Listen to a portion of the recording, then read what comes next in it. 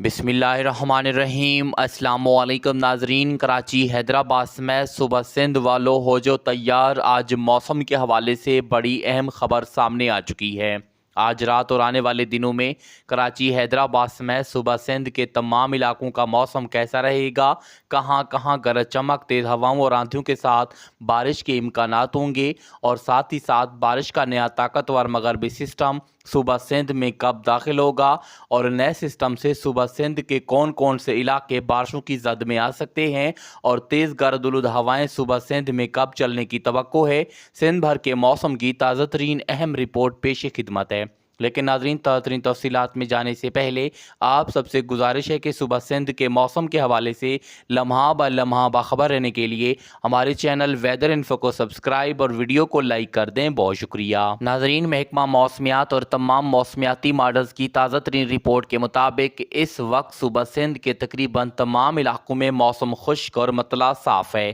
گزشتہ دنوں کی نسبت درجہ حرارت زیادہ ریکارڈ ہو رہے ہیں، اور مزید کراچی حیدرآباد سمیت صوبہ سندھ کے تمام علاقوں کے موسم میں آنے والے دنوں میں بڑی تبدیلیاں رونما ہونے کی توقع ہے۔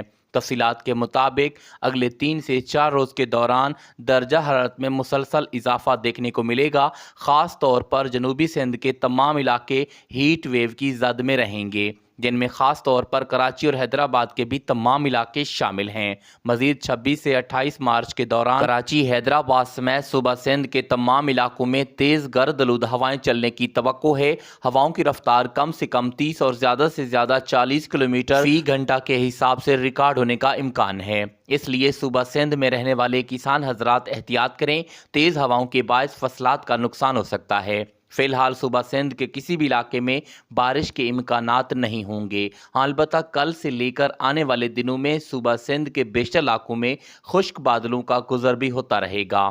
26 سے 28 مارچ کے دوران بارش برسانے والا نیا ایک طاقتور مغربی ہواؤں کا سلسلہ ملک میں داخل ہونے کی توقع ہے، جس کا زیادہ تر فوکس خیبر پختونخوا، کشمیر، گلگت بلتستان اور بلوچستان کے مغربی علاقوں پر ہوگا۔